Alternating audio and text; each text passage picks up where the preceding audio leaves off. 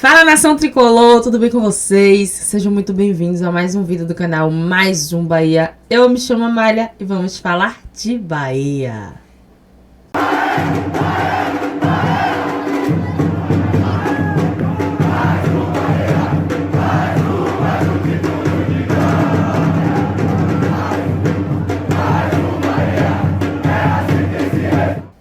Fala, nação, como é que vocês estão? Estou de volta, vamos aos nossos conteúdos do nosso Esquadrão de Aço. E hoje tem um conteúdo muito importante que mudou todo o contexto do vídeo. Eu iria falar sobre contratação, sobre a renovação do nosso Jubinha que fica até 2029, sobre uma sondagem do Bahia a um certo lateral direito, sobre a sondagem do Bahia até então a esse lateral direito tá tudo ok, né? É o que dizem as reportagens, de que as conversas estão bem encaminhadas. Mas se tratando do Bahia, a gente já sabe que essas conversas sempre estão bem encaminhadas e viram uma novela, né? Temos também a questão do Vitinho, do Inter, que o Bahia também está à frente, mas o Santos também. E a gente já conhece essas novelas do Bahia. Mas um outro conteúdo me chamou a atenção para trazer para vocês. E aí mudou toda a rota do vídeo. E eu queria compartilhar com vocês. Porque o conhecimento é libertador. E eu amo esse tipo de conteúdo. Quando traz uma pessoa que entende, uma pessoa super inteligente e explica detalhadamente tudo o que acontece no interno do Bahia. Até porque, no vídeo vai falar sobre isso, nós não temos tanto acesso após a vinda da SAF, né? Nós não temos tanto acesso ao que acontece no interno do Bahia. A gente fica sabendo ali nos bastidores, o que a gente sonda, o que a gente busca. E nesse vídeo vai falar muito sobre isso. E eu amo esse tipo de conteúdo e gosto de trazer para vocês porque esclarece ao torcedor o que acontece. O futebol do Bahia hoje não é só entrar em campo e ganhar. O futebol do Bahia tem toda uma questão por trás, tem todo um investimento e tudo isso faz parte do crescimento do Bahia. Então, eu amo trazer esse tipo de conteúdo pra vocês. E eu amo quando eu acho um conteúdo. Porque isso é lógico, né? Tem conteúdos e conteúdos. E quando é um conteúdo de qualidade, que traz a informação detalhadamente, de uma forma que a gente consiga entender, sem muita burocracia, é importante, né? Perfeito, cara. E você acha que, pensando ainda na figura do City Football Group, assim, né, a cabeça deles para rentabilizar o investimento, né? Claro que tem essa questão do soft power voltado para a criação de valor no ativo Bahia na formação de atletas, ou você imagina que algum dia eles podem vir a vender o clube ou algo nesse sentido, pelo que você viu até agora? Pedro, do que eu vi até agora, vejo chance mínima de fazer uma saída para vender para um terceiro. Eu vejo valorização da marca, eu vejo soft power associado, eu vejo avanços de outras oportunidades de negócio. Assim, talvez as pessoas não saibam, né? Mas a refinaria daqui é Mubadala. Uhum. A Selen, né? Que era a refinaria Sim. da Petrobras, a antiga RLAN, refinaria Landulfo Alves. Aqui é Grupo Mubadala, que é de Abu Dhabi, que é primo, digamos assim. Então,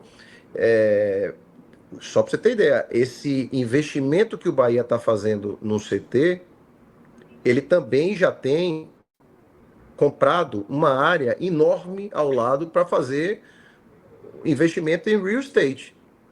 Em condomínio de alto padrão, de luxo, que os caras vão testar. Até praia artificial tem, só para você ter ideia. Então, veja, é uma chance de diversificação de portfólio, envolve soft power junto. Então, o ROI, ou a última linha lá de lucro, o ROI dele não é o bottom line.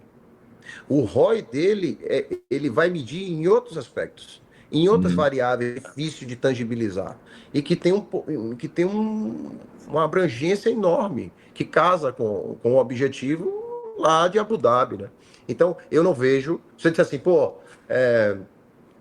você vê chance de um investidor entrar no City Football Group? Opa, aí pode ser, porque, por exemplo, O City Futebol Group já teve, primeiro é Newton, né, que é aquela empresa lá que é do Sheik, né?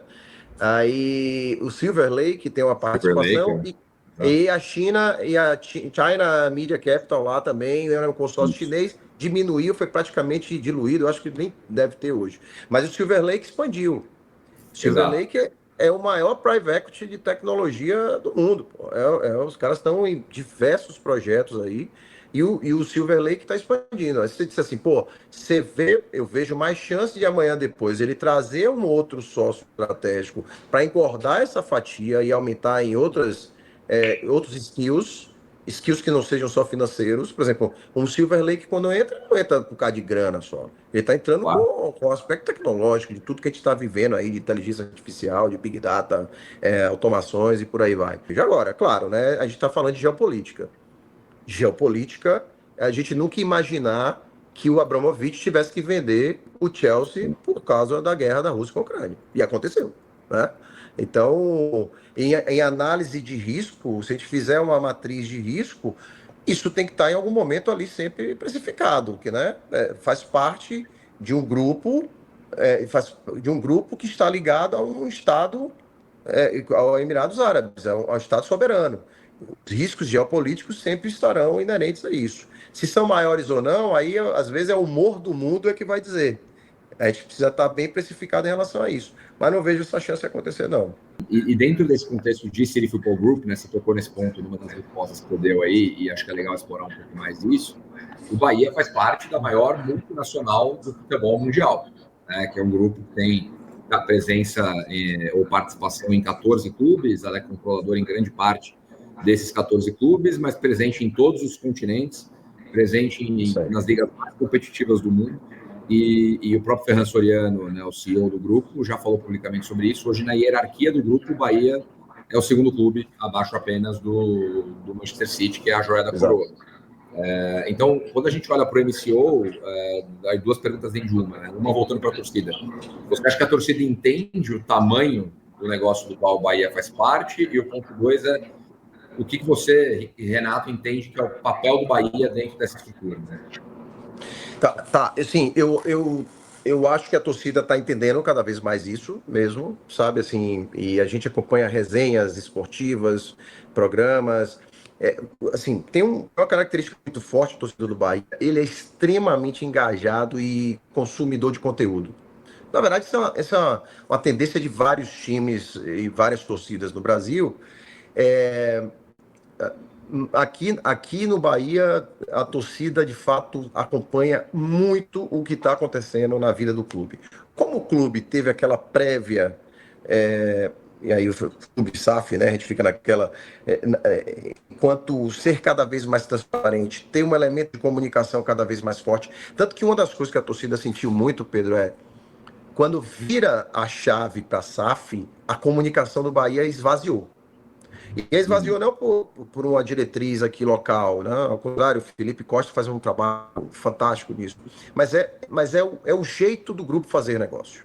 É o jeito do grupo fazer. Só para você ter ideia, o Ferran Soriano foi um case falar aqui, ele deu uma coletiva aqui no dia de lançamento do CT. Os caras se reuniram agora, no final do ano lá, todos os diretores de comunicação, e foram abordar sobre isso. Como é que foi essa entrevista de Ferran, a influência, inclusive. Cada um teve direito a fazer uma pergunta, tinha influência, tinha jornalista de veículo grande e tudo, e ele foi respondendo ali, ele ficou meia hora, 40 minutos respondendo ali as perguntas diretas. Então, os caras não falam, velho. Os caras falam pouquíssimo mesmo assim, só no... A primeira entrevista do Cadu Santoro foi ao Futebol S.A., foi conosco. Mas legal. Isso foi aprovado lá em Manchester. Sim, então, tiveram que mandar o nosso programa para lá. Tem uma pessoa que aprovou, entender o tamanho do contexto, da nossa legitimidade, de onde é o próprio Futebol S.A. E aí ele foi autorizado em relação a isso. Então, isso é legal do ponto de vista... que legal. Fale menos e trabalhe mais. Mas se em algum momento também não vai bem, a torcida sente essa falta. do cara dar a cara ali, do cara chegar e dizer, olha, não tá certo, a gente vai corrigir a rota. Nanana. Então, 11 pontos, né?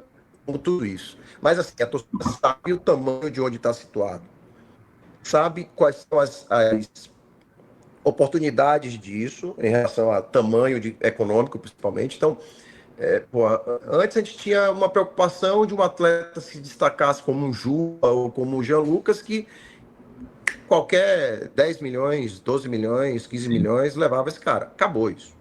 Então, isso hoje a torcida toda tem a consciência que só vai vender se for bem. Só vai vender se for para ganhar dinheiro mesmo. E aí isso é bacana porque é pertencimento e espírito de dono. Até porque ela tem 10% lá na associação. Claro, Ela é claro. sócia desse business também. Então isso é bacana. Então, só para você ter ideia, quando vira a SAF, uma das coisas que aconteceu aqui é um fato bobo, mas você vê o que tem a ver com de você estar inserido numa outra camada. O Bahia teve que mudar de laboratório, porque o laboratório que prestava serviço à Bahia não tinha o padrão britânico que se esperava. Uhum. O padrão que é seguido lá na Inglaterra em termos de exames médicos lá. Então, fazer parte disso é fazer know-how, é ter know-how. A torcida entende tudo isso, né? Como é que tá o alinhamento, a expectativa da torcida? Porque eu imagino que tem um lado da torcida que, pô, tá vindo o Manchester City, acabou, vamos ganhar tudo, é Libertadores, é Mundial. Tem outro lado da torcida que pode entender melhor, que a natureza dá passo, não dá saltos. Então, como é que é o espírito do torcedor do clube hoje, nesse momento? Legal, Pedro. Isso é bacana você estar abordando, porque é importante contextualizar. A gente vive a famosa era da desintermediação, né? Em que boa parte da comunicação é feita hoje por influencers, né? Esses caras têm um poder muito forte de conduzir a narrativa. E aí, como a postura do investidor é falar pouco e trabalhar mais, se isso não for bem calibrado, a narrativa que predomina é a que tiver com mais voz ecoando. Parte da torcida, e aí eu diria que uma maioria entende que isso é passo a passo. Eu digo isso que eu faço, eu tenho um pouco desse termômetro lá pelo Twitter, né, lá pelo X, assim. Eu vejo, claro, o Bahia ficou esse ano no campeonato em quarto, quinto o ano todo. Quarto, quinto, quarto, quinto, quarto, quinto. Quando chega a três, quatro últimas rodadas, cai para sétimo, você acaba o campeonato com gosto amargo, como se a campanha não tivesse sido bem sucedida, o que não é. Né? O clube fez, a SAF fez uma campanha bem sucedida, só que aí esse resultado no final e um pouco também da coisa de não conseguir performar bem fora de casa, esse foi um problema para esse ano, acaba dando aquele gostinho e aí vem, pô, caramba, não foi para isso que a gente fez investidor. Mas isso é um coro, isso é uma voz ainda pequena, reduzida. A grande maioria das pessoas entende que esse movimento está acontecendo. Porque, veja, a gente sempre foi muito forte regionalmente. Não tem mistério isso, assim. Às vezes a gente precisa chamar para a luz. Pessoal, vamos aqui. Nós fomos um clube campeão em 1959. Nós fomos um clube campeão em 89. Em 94, em 90 a gente chega perto, sai para o Corinthians numa semifinal, em que o Corinthians é campeão brasileiro em cima do São Paulo. Ali a gente podia ter sido tricampeão brasileiro. E aí, 94, lá com o Joel Santana, alguma coisa, no início dos anos 2000, com o Evaristo, né? E acabou. E acabou. E durante esse tempo, claro, na década de 80, conseguia montar times competitivos, né? E isso acabou. E a gente começou a viver de novo esse negócio. Eu converso com um monte de gente na época em 80, que você via uma tabela ali na década de 80, qualquer um chegava e dizia, pô, você vai pegar o Bahia na Fonte Nova, não conte com esses 2 pontos. Sim. Na época eram 2, não eram 3. Então, a gente está começando a viver isso de novo. Então, o Bahia foi a terceira melhor campanha de mandante esse ano. Fez 45 pontos de 57 possíveis. Então, foi muito bem. Mas foi muito mal fora. Então, qual é o sentimento da torcida? A grande maioria entende esse movimento.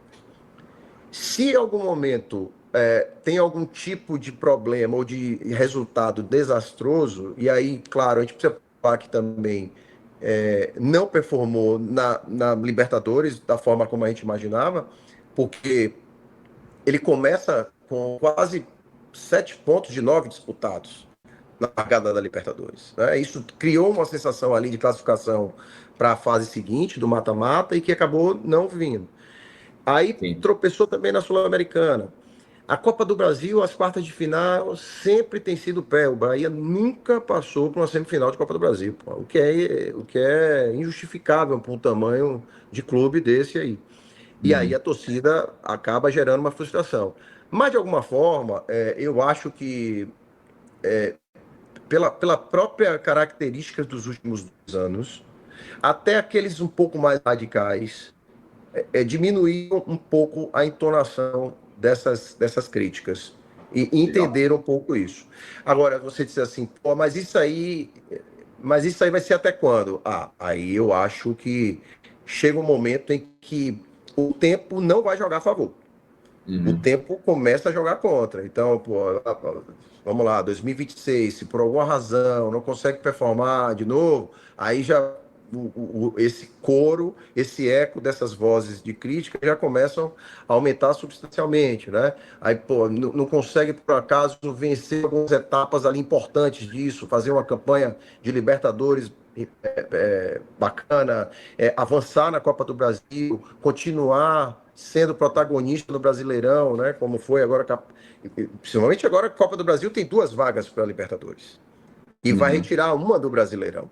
Então, isso torna ainda mais importante essa parte de desempenho esportivo. Essa questão do torcedor, a impaciência do torcedor, eu tenho um pensamento, e eu creio que seja o pensamento da torcida, acho que não vou dizer geral, porque seria um exagero, mas da galera em si.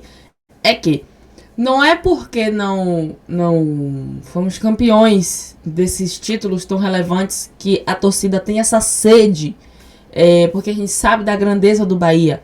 Mas foram as formas na qual as coisas foram conduzidas e na qual nós fomos eliminados de ambas as competições. A forma covarde e frouxa. Então eu acho que isso que pesou bastante, porque a gente sabe que esses campeonatos é casca. O Bahia voltou a esse patamar da elite do futebol, a gente pode dizer assim, praticamente agora. Após a SAF, após o investimento, o enxerto do dinheiro. Então, a Malha, tenho a consciência de que não vai ser da noite pro dia que a gente vai conquistar um título relevante desse. Mas o Botafogo, não sei o quê. Fora partes, porque há uma grande diferença entre a SAF do Bahia e a SAF do Botafogo, e a gente vê isso nitidamente. Não vou entrar nesse assunto aqui, porque gera uma agonia que vocês nem imaginam aqui nos comentários. Aparece botafoguense até não sei da onde, brotam aqui e viram uma discussão nos comentários. Mas a diferença é nítida do que é construído na SAF do Bahia para a SAF do Botafogo, né? Então, o que pesa muito não é, poxa, não fomos campeões e tal. Não é isso. Eu vejo dessa forma, porque eu sei que Libertadores é casca, Sul-Americana, que eu vejo algumas pessoas desfazendo, e é um campeonato muito importante também, e eu vejo algumas pessoas desfazendo da Sul-Americana, também tem que ter casca. Copa do Brasil, que é um título inédito para o Bahia, mas eu sei que isso é questão de ter experiência, ter casca. Eu acho que esse ano de 2025, eu espero, assim eu tenho esse pensamento, de que foi um ano de aprendizado, mas ainda, porque, gente, eu sei que vai aparecer muita gente questionando aqui, mas o Bahia é como se fosse uma criança ainda que está sendo construída, que está sendo criada, que está sendo educada para se tornar um adulto de sucesso. Eu sei que a torcida não vai ter essa paciência de entender, mas a nossa obrigação aqui como portadores, né? A gente traz a informação para vocês, a gente tem esse poder de comunicar as coisas a vocês.